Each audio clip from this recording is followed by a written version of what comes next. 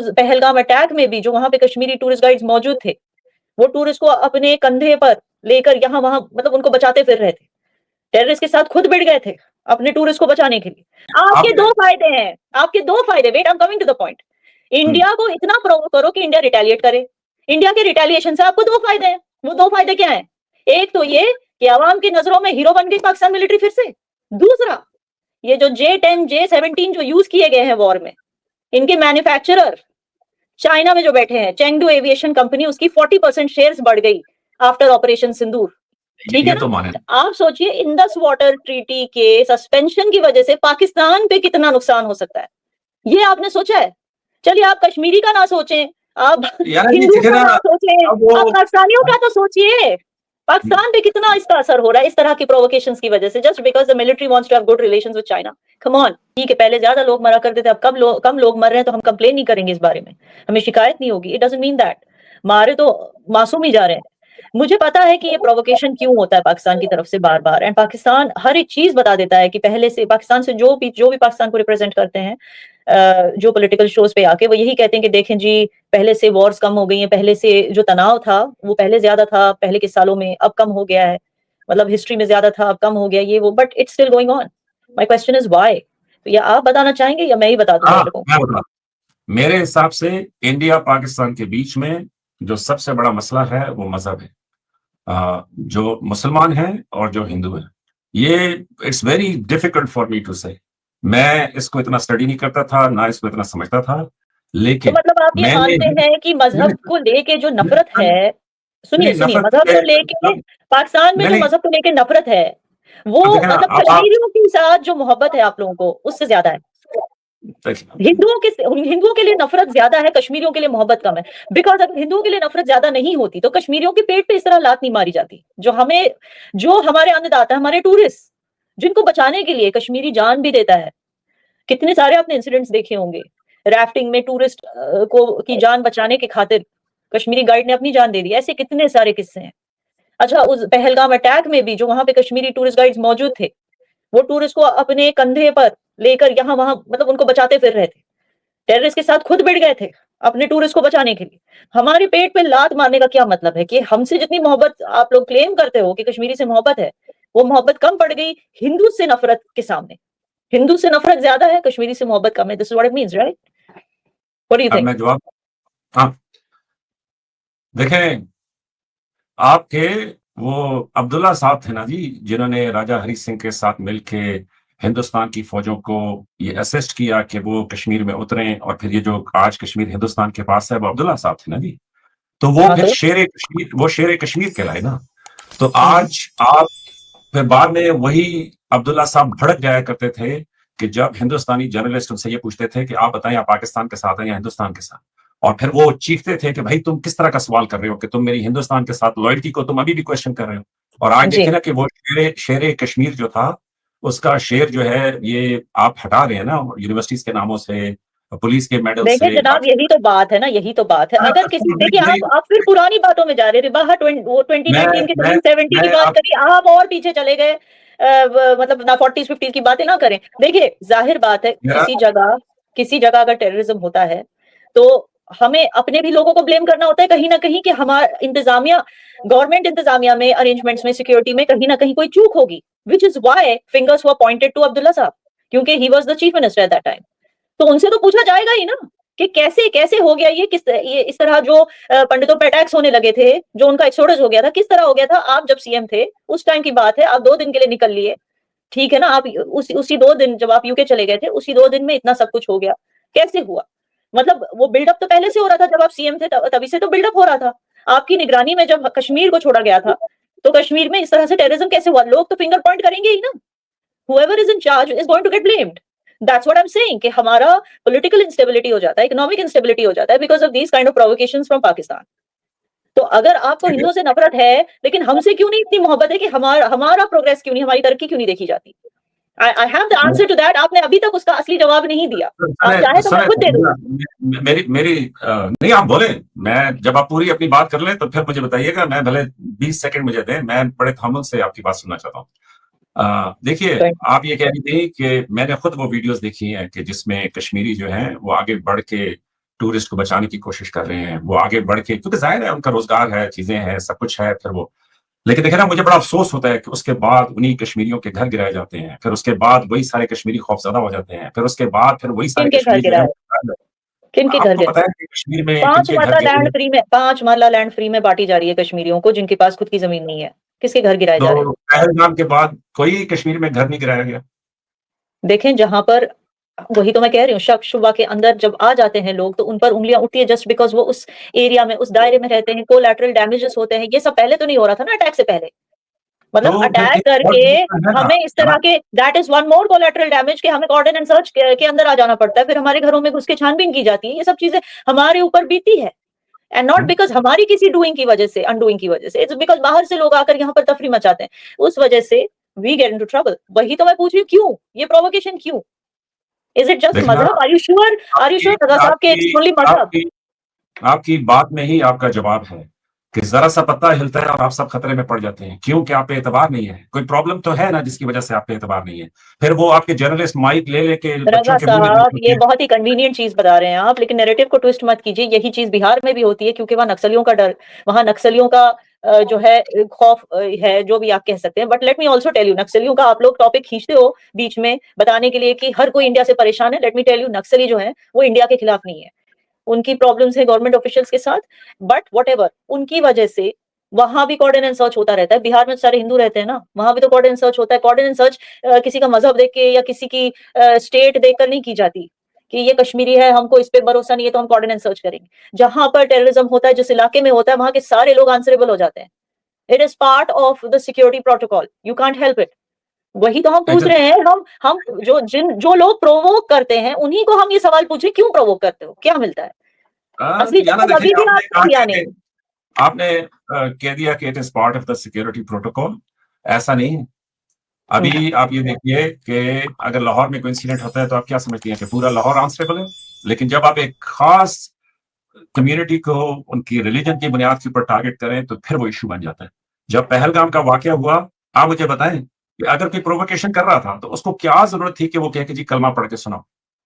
हाँ, क्योंकि देखिए, it doesn't make sense logically कि जी क्यों वाई? कलमा पढ़ के, क्यों, कैसे इट मेक क्या सेंस? कलमा कहा? वो पूछ रहा था कि आप हिंदू हो या मुस्लिम हो, जैसे पता चला हिंदू है तो उसको मार देते थे। तो वो उसके ऊपर ये भी था कि जी वो कलमा भी सुनते थे। तो कौन क्यों, सा कलमा? मतलब वाई, अगर किसी ने प्रोवोकेशन किया है और वो उसको इंडिजिनस साबित करना चाहता है, मतलब अगर मैं प्रोवोकेशन कर रहा हूं तो मैं तो ये साबित करना चाहता हूं ना कि ये कश्मीर के अंदर से वो तहरीक उठ रही है, तो उसमें मैं कलमे क्यों सुनूंगा? No no, I didn't get, why are you finger pointing at मी?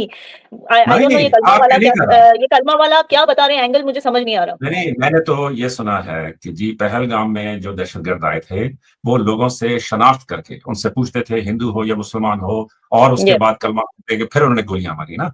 तो मैं ये ठीक, कह रहा हूं कि मैं अगर कुछ करवा रहा हूं तो मैं क्यों अपने वहां पे सारे निशान छोड़ूंगा? क्यों निशान छोड़ूंगा? क्योंकि हम्म? क्योंकि आप, क्यों? ताकि मैं पकड़ा जाऊं? हाँ तो आप यही तो चाहते हो, आपको यही दिखाना अरे है ना मैंने कि तो वहां नहीं पे किया, हिंदू क्योंकि मुस्लिम। आई टेल यू व्हाई, आई देखिए, टेल यू, ये तो बहुत ही अदना सा सवाल पूछा आपने, इसीलिए आई वाज थिंकिंग कि आप तो बड़े रिसर्च करते हैं, तो इतना अदना सा सवाल आप कैसे पूछ सकते हैं? It is obvious, it is not कि मैं अपना छाप क्यों छोड़ू वहां पर, it is not because of that, it is because ये आप दिखाना ये चाहते हो यही कि भारत में हिंदू मुस्लिम में प्रॉब्लम्स हैं। यही तो आप दिखाना चाहते हो, यही आप दिखाना चाहते हो, और आप ये दिखाना चाहते हो कि ये हिंदू मुस्लिम की जो प्रॉब्लम्स अच्छा, हैं, एक मिनट यहाँ पर रुकता हूँ। भारत सॉरी, में हिंदू मुस्लिम में प्रॉब्लम है या नहीं है? देखिए जो भी प्रॉब्लम है ना, we don't require any intervention के बाहर से कोई आकर हमें और क्यों? लड़ाएं मैं या हमारी इंटरवेंशन लड़ाई की को बात कम नहीं कर करें, या जो भी रहा। हमारे बीच में है वो कंट्री के अंदर है, ठीक है ना? ठीक एंड है, इट इज नॉट अ एक लड़ाई। प्रॉब्लम है। Let me tell you one more thing, it's not a लड़ाई, इट्स नॉट अ लड़ाई, it may be difference of opinion, it may be difference of whatever, लेकिन हमारे भारत में ऐसी कोई रूल्स नहीं है जैसे आपके पाकिस्तान में है। जैसे कि पाकिस्तान में कहा जाता है कि फॉर एग्जांपल कोई नॉन मुस्लिम प्राइम मिनिस्टर नहीं बन सकता, ऐसी कोई रूल्स हमारे यहाँ नहीं है। ओके, जब हमारे यहाँ जो स्कीम्स हैं जो भी हैं वो हर किसी के लिए, इट इज नॉट कि भाई ओनली हिंदूज, जो पब्लिक वेलफेयर स्कीम्स है, गवर्नमेंट स्कीम्स है, कि सिर्फ हिंदुओं के लिए है। जैसे फॉर एग्जांपल मुस्लिम कंट्रीज में होता है, जैसे जीसीसी कंट्रीज में होता है, जो उनके लोकल सिटीजन है, जो मुस्लिम्स है, उनके लिए लॉज अलग है, नॉन मुस्लिम्स के लिए लॉज अलग है। ये तो नहीं है ना इंडिया में। सो यू कांट एक्चुअली आपने से कि नहीं, हिंदूज और मुस्लिम्स में लड़ाइयां नहीं है, हिंदूज और मुस्लिम में डिफरेंस ऑफ ओपिनियंस है। एंड जितनी डिफरेंस ऑफ ओपिनियंस है उतनी ही फाउंडेशंस हैं जो इन ओपिनियंस को खत्म करने की कोशिश करी। तो हम इंडियंस जो हैं इन चीजों को के साथ टैकल करने के लिए खुद इक्विप्ड है। We don't need Pakistan Pakistan's help or support or approval or certification or anything. So वो it's besides the point. My point is कि इतनी नफरत के लोगों को भेज के फिर आप इंडिया को दिखाना चाहते हो कि हमारे 3 भी काफी हैं, आपके हिंदुओं को मारने के लिए घुसकर आपके हिंदुओं को मार सकते हैं। मतलब why? I know why and you're still not telling. आज सच आप बता ही दीजिए कि ये क्यों होता है। हम्म 2 साल पहले 2023 में क्या हुआ था? 2023 की मई में क्या हुआ था? आप खुद बताइए पाकिस्तान में क्या हो रहा था? लोग किस बताएं। लिए लोग किस लिए प्रोटेस्ट कर रहे थे? मुजाहिरे क्यों हो रहे थे? मई के 2023 में 9 मई क्यों हो रहे थे? एक पॉलिटिकल उसके ऊपर हो रहे थे। नहीं, पॉलिटिकल उस पे नहीं हो रहे थे। गुर्बत हाँ। इतनी बढ़ गई थी, लोग सड़कों पे आ गए थे ये पूछने के लिए कि जितने गरीब हम होते जा रहे हैं, भाई हमारी मिलिट्री वाले उतने अमीर क्यों होते जा रहे हैं? इनके पास इतनी दौलत, इतनी मिल्कियत क्यों है, जबकि हम गरीब से गरीब होते जा रहे हैं। उतरे थे कि नहीं प्रोटेस्ट में against the Pakistan military? Yes. फिर उस टाइम से इट वाज डिसाइडेड कि भाई हमें अपनी इंपॉर्टेंस एस्टैब्लिश करनी है आवाम के नजरिए में, एंड तब से प्लानिंग शुरू है। आप लोग उसी साल भी कुछ कर लेते, लेकिन क्या है कि उस साल वो इजराइल फलस्तीन का वो शुरू हो गया। फिर उसके बाद 2024 में आप लोगों ने बहुत बड़ा अटैक करवाया, पिलग्रिम्स की बसों को उड़ाया। फिर उसके बाद ये सब कुछ आप लोग प्रॉक्सीज भेजकर करते हो, क्योंकि सीधे सीधे वॉर तो आप लोग कर नहीं सकते, यू कांट अफोर्ड इट। फिर उसके बाद आपने 2025 में टूरिस्ट पे अटैक्स करवाए प्रॉक्सीज भेजकर, इस तरह की प्रोवोकेशन, ताकि फाइनली इंडिया रिटेलिएट करे। और अब मैं आपको मुद्दे की बात बताती हूँ। इंडिया के रिटेलिएशन की वजह से आपके 2 फायदे हैं, आपके 2 फायदे। Wait, I am coming to the point. India को इतना प्रोवोक करो कि इंडिया रिटेलिएट करे। इंडिया के रिटेलिएशन से आपको 2 फायदे हैं। वो 2 फायदे क्या हैं? एक तो ये कि आवाम की नजरों में हीरो बन गई पाकिस्तान मिलिट्री फिर से। दूसरा, ये जो J-10 J-17 जो यूज किए गए हैं वॉर में, इनके मैन्युफैक्चरर चाइना में जो बैठे हैं, चेंगडू एविएशन कंपनी, उसकी 40% शेयर्स बढ़ गई आफ्टर ऑपरेशन सिंदूर। ठीक है ना? क्यों बढ़ गई? अब मैं बोलूंगी, सुनिए आप, ये तो माने ना, देखें क्यों जिन्होंने पैसा लगाया हमने उनको फायदा पहुंचाया। सुनिए, तो live war combat is the best place for a demo of your defence equipment. और कितनी सारी कंट्रीज ने डिफेंस इंपोर्ट्स बंद कर दिए थे चाइना से, लेकिन जैसे ही वॉर हुआ, J-10 और J-17 की जो पब्लिसिटी हुई फाइटर जेट्स की, कि चाइनीज डिफेंस कंपनी के शेयर्स बढ़ गए, उनकी सेल्स बढ़ गई। ठीक है ना? तो आपने एक तीर से 2 निशाने किए। और हमारे सर पे यहाँ पाकिस्तान नहीं लिखा है कि हम ये चीज नहीं जानते थे, इसीलिए हमने वॉर बंद की। ट्रंप के बोलने से वॉर नहीं बंद की। $39 ट्रिलियन कर्जे में डूबा हुआ यूएसए हमें क्या टैरिफ की दुहाई देगा? हमें क्या धमकाएगा ट्रेड को लेकर? खुद को इतना ट्रेड डेफिसिट जो लगा हुआ है, ठीक है, वो हमें बोलेगा। अरे ट्रंप की जो ऐसी नीतियां है ना, आजकल कोई इसको सीरियस ही नहीं लेता है। क्या नीतियां है उसकी? ठीक है ना? कनाडा में कोई टीवी पे एडवर्टाइजमेंट उसको पसंद नहीं आ गया तो कनाडा पे 10% टैरिफ हाइक कर दिया। अच्छा, उसका कोई दोस्त ब्राजीलियन प्रेसिडेंट, उसके ऊपर ब्राजीलियन गवर्नमेंट ने केस किया तो ब्राजील पे 50% टैरिफ बढ़ा दिया। पहले से ही हम पर टैरिफ का वो ऑलरेडी वो जो तलवार, जो वो कहता है कि तलवार है, मेरी टैरिफ की तलवार लटक रही। रशिया से तेल लेते हैं, इसलिए ऑलरेडी उसने हमें धमकियां दे रखी थी कि हम टैरिफ बढ़ाएंगे। लेकिन जब जो भारत टैरिफ के डर से रशिया से तेल लेना बंद नहीं करेगा, वो भारत, वो क्या अमेरिका के टैरिफ के डर से पाकिस्तान के साथ वॉर रोक देगा? नहीं। वॉर रोकने का सिर्फ यही मकसद था कि हम जानते थे, हम नहीं चाहते थे कि हमारे खर्चे पे चाइनीज डिफेंस कंपनीज का कोई ये फायदा हो या पब्लिसिटी हो। और दूसरी चीज, हम भी ना सिविलियन डैमेज चाहते हैं और ना हम चाहते हैं कि किसी भी तरह का इकोनॉमिक इंपैक्ट हो आम लोगों को, क्योंकि वॉर से इकोनॉमिक इंपैक्ट आम लोगों को भी भुगतना पड़ता है। तो बहुत सारे कंसिडरेशंस, ये प्रिसिजन स्ट्राइक्स थे। It was not meant to be a war, क्योंकि हमारी जो वॉर है पाकिस्तान के साथ नहीं, हमारी वॉर टेररिज्म के अगेंस्ट है। और पाकिस्तान से बार बार हम यही रिक्वेस्ट करते हैं और अच्छे से करते हैं, और यही वो कहते हैं ना, हम बार बार यही धमकी भरी गुजारिश करते हैं कि प्लीज अपने टेरर इंफ्रास्ट्रक्चर को खत्म करो।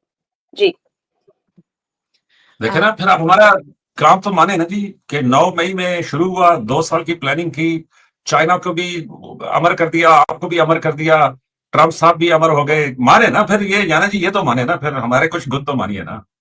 क्या मानो? कश्मीरी की इकोनॉमी तो खत्म हो गई है, फजीती हो गई हमारी। ठीक है ना? वो तो अब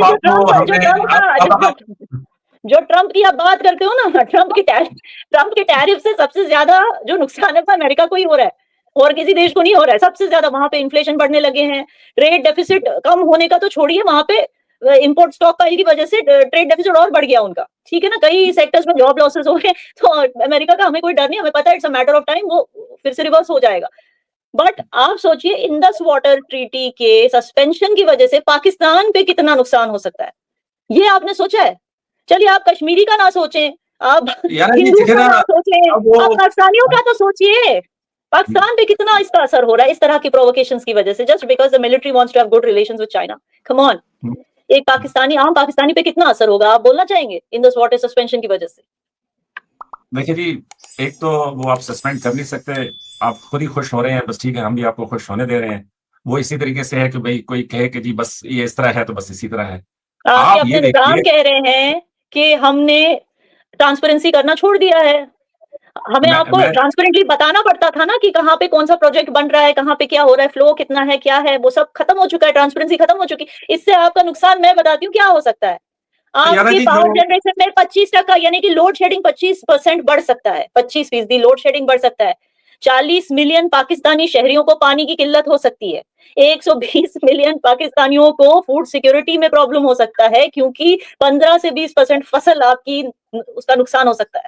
ये सब हो सकता है, लेकिन आपको नहीं पड़ी है, बिकॉज मिलिट्री जो है पाकिस्तान की वो सिर्फ अपना मुनाफा देखती है, पाकिस्तानियों का नहीं देखती।